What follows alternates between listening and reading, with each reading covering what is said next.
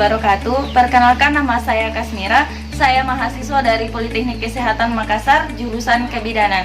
Nah, di sini saya ingin memberikan penyuluhan mengenai upaya pencegahan korupsi. Nah, tujuan dari penyuluhan ini semoga dapat mengurangi korupsi di Indonesia. Tentunya, kata korupsi ini sudah tidak asing lagi di telinga kita ya. Nah, arti dari korupsi ini sendiri yaitu sesuatu yang jahat, busuk, dan merusakkan. Dalam Kamus Bahasa Indonesia, arti dari korupsi ini diartikan sebagai suatu penyelewengan atau penyalahgunaan keuangan negara yang hanya menguntungkan diri sendiri dan orang lain. Nah, seperti yang masih banyak kita dengar berita-berita di TV mengenai tindakan korupsi. Nah, tidak usah jauh-jauh kita mengambil contoh mengenai korupsi, yaitu misalnya di lingkungan kampus masih banyak mahasiswa yang sering datang terlambat. Nah, itu adalah salah satu contoh korupsi yang paling sederhana. Nah, oleh karena itu, di sini saya ingin menjelaskan mengenai bagaimana sih upaya untuk mengurangi atau untuk pencegahan korupsi. Nah, adapun upaya yang dapat kita lakukan untuk pencegahan korupsi, yang pertama yaitu dengan menciptakan lingkungan bebas dari korupsi di kampus.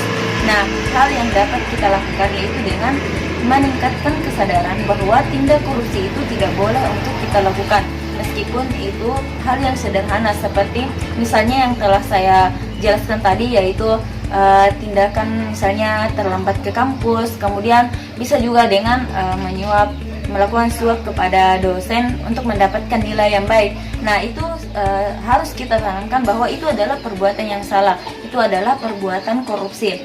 Nah, kemudian kita juga bisa membentuk suatu organisasi untuk menaungi atau menjadi wadah kepada mahasiswa agar bisa melakukan diskusi ataupun seminar mengenai bahaya korupsi itu sendiri. Nah, yang kedua yaitu dapat dilakukan dengan memberikan pendidikan kepada masyarakat tentang bahaya dari tindakan korupsi. Nah, hal yang dapat dilakukan oleh mahasiswa dalam hal ini yang pertama yaitu dengan memberikan penyuluhan kepada masyarakat tentang bahaya dari korupsi ini. Nah, selanjutnya yaitu masyarakat dituntut untuk lebih kritis ketika ada kebijakan pemerintah yang dianggap kurang relevan. Nah, dalam hal ini bahwa masyarakat sadar bahwa memang tindakan korupsi ini adalah tindakan yang mengancam sehingga kita harus mengeluarkan tenaga ataupun harus memberantas korupsi dengan cara semaksimal mungkin. Nah, yang terakhir adalah menjadi pengontrol kebijakan pemerintah. Nah, sikap yang harus dimiliki oleh mahasiswa untuk menjadi pengontrol kebijakan yang pertama yaitu memiliki rasa tanggung jawab untuk berpartisipasi politik dan sosial dalam kepentingan publik. Kemudian yang kedua yaitu tidak bersikap apatis dan acuh tak acuh. Kemudian yang ketiga yaitu menjadi pengontrol kebijakan mulai dari tingkat desa sampai dengan tingkat nasional ataupun pusat. Baik, sekian penyuluhan dari saya. Semoga penyuluhan ini bisa bermanfaat. Sekian, assalamualaikum warahmatullahi wabarakatuh.